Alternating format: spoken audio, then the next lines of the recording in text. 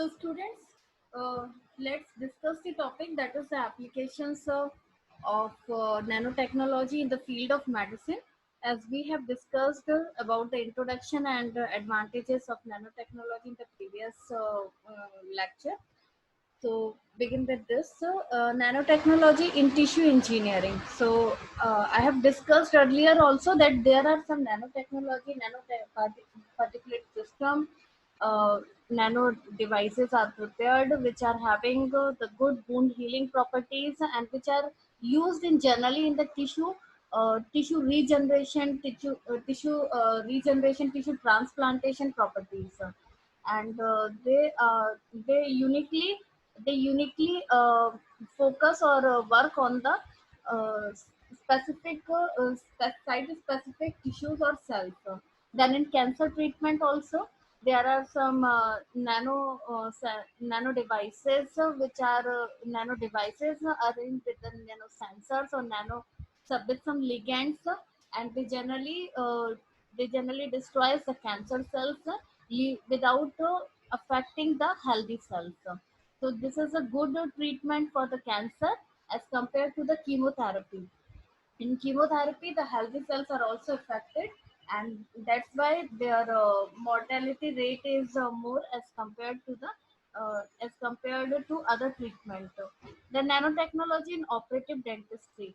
Some nanoshells, these are designed which are used in the operative surgery in dental problems, and some cappings and some root regeneration nanoshells are also there, which are having the same reflection or which are having the same flexibility and optical density as compared to the dentines. So these are the good. So nowadays the cappings are also prepared from the nanoshell materials or nano devices are there. Then nanotechnology in ophthalmology also, basically in retinal problems, some nano devices are used or some nano systems are used basically in the ophthalmic surgery also. The nanotechnology in neurodegenerative disorder. Basically, the nano systems, nano devices, or nano shells, these are used, which react with the biological response and stimulates the at the molecular level and stimulates the responses at intercalated the sensors, nerve endings, and helps in the neurodegenerative disorder without affecting the other neuron junctions. So, for example, in Parkinson disease, they are used. Some dopamine are used in the nano carrier systems, which mainly focus on the Parkinson neurodegenerative neurons without affecting the other brain cells. Then nanotechnology in tuberculosis also. As we know that in tuberculosis treatment, there is the major problem of multiple resistant developed due to the antibiotics. So, and that resistance develop due to the overdosing of the drug. But if we give that same antibiotic drug in the nano devices, then that drug reaches in the body at a targeted level, basically in the side, basically in the lungs, and without reaching to the other organs of the body, and in that way they generally reduces the minimizes the side effect. And when drug reaches at a targeted level, then their frequent dosing, their doses level is also reduces. So this will help us in minimizing or in avoiding the multi-resistance problem. The nanopharmaceuticals, basically nowadays the nanopharmaceuticals are also used in many type of conventional diseases also, in cosmetic surgeries and in nutraceuticals also the nano systems are taking the occupancy.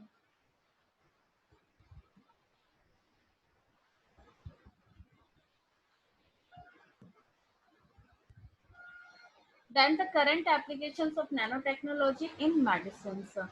Nanotechnology in vaccine development is taking the lead.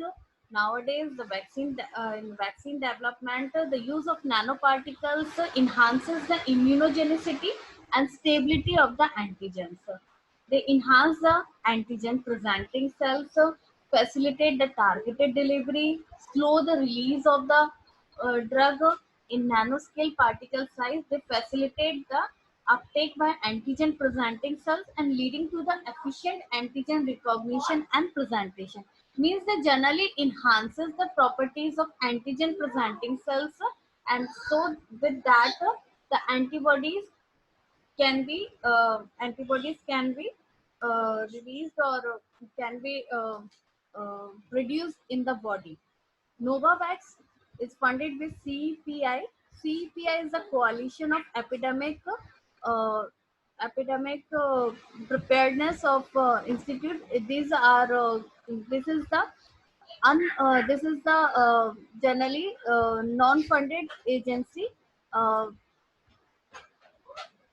uh, basically used for giving the funding to the vaccine preparation against COVID-19. So they also funded the Novavax for preparing the vaccine, which is based on nanoparticles. The nanodiagnostics are also there, medical diagnostics. Like another applications of this technology is construction of nanoelectronic devices, which could detect the concentration of biomolecules in real time for use as a medical diagnostic. Means nanodiagnostics are mainly used in the bone diagnostics, in the disease of diagnosis, in cancer diagnosis, and so many. Then biological sensors and nanosensors are also used. These are miniature nano electronic device which could interact with the single cells and undertake in vivo proteomic sensing, and could be used to only in the basic biological research but also health monitoring also. ठीक है, तो these are inserted inside the body to find out the changes in the protein sequencing, genetic sequencing, and these are generally also monitor the health, take out the overall readings of our health problems, and helps in the diagnosis of the disease. So this is example of a nanoshells as a cancer therapy, and novel nanomaterial for vaccines are used like nanoparticle liposomes, small vesicular liposomes, and some peptide nanofibers, microneedle arrays. These are used for the vaccine development. And there is the nanoshells as cancer therapy. As you can see, these are the nanoshells which, when inserted in the body, they generally stick to the cancer cells, and without affecting the healthy cells.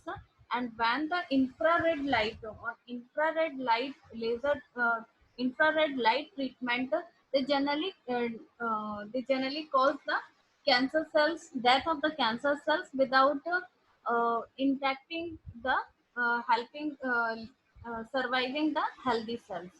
So this is a good treatment nowadays used in the cancer therapy.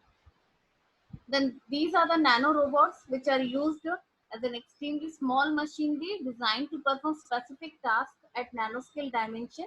They help the human body from various infections like cancer, diabetes, surgery, dentistry, gene therapy.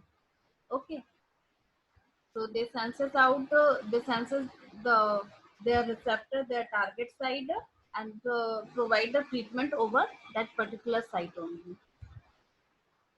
And this is the current status of marketed nanomedicines. There are 400 FDA approved biological products based on nanotechnology, and 1600 FDA approved animal drug products till October 2019. And formulated nanomedicines approved by FDA are classified into various categories like for polymer nanomedicine, measles, liposomes, antibody drug conjugate, nanocrystal. These all category belongs to the nanomedicines only. Polymer nanomedicine, this is the simplest form which enhances solubility, biocompatibility, bioavailability, half-life, as well as prepare the control release drug delivery system. Paxon. Elasta and Kligridi, formulated with the use of polyethylene glycol. These are the representative polymer nanomedicine which are available in the market as there's this brand name. And measles include Elastrasorb bind 014 and Cala-01 as controlled release form of lipophilic drugs. Liposomes are also available in the market under the trade name of Doxil, Visudyne, Thermodox, and antibody drug conjugates have been used to reduce the cytotoxicity and improve the solubility by the method of visualization.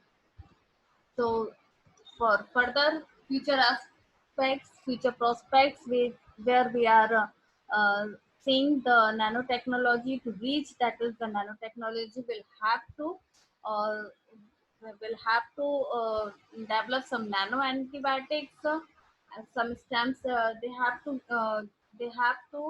uh, work on the stem cell research. Means stem cell research work is going on based on the nanotechnology. Nutraceuticals are also leading, and nanorobotic microfibers, nanosponges. These are also the systems we are looking forward in the future for their various applications. And nanorobotic microfibers. These are the artificial phagocytes called microfibers to control the bloodstream, seeking out digest unwanted pathogens and convert them into the inert material that is harmless sugar or amino acid. And nanosponges also, these are the polymer nanoparticles coated with the red blood cell membrane, and they absorb the toxin and remove them from the bloodstream. So these are the references I have gone through. So this is all about the nanotechnology in the small manner, the introduction and applications of nanotechnology. In the next lecture, we will discuss about their procedures, about their evaluations, about their preparation methods. तो I hope ये video आप लोग के लिए थोड़ा सा beneficiary रहेगा for the for learning the introductory part of the nano medicine, nano pharmaceutical. So thank you, students. Thank you so much.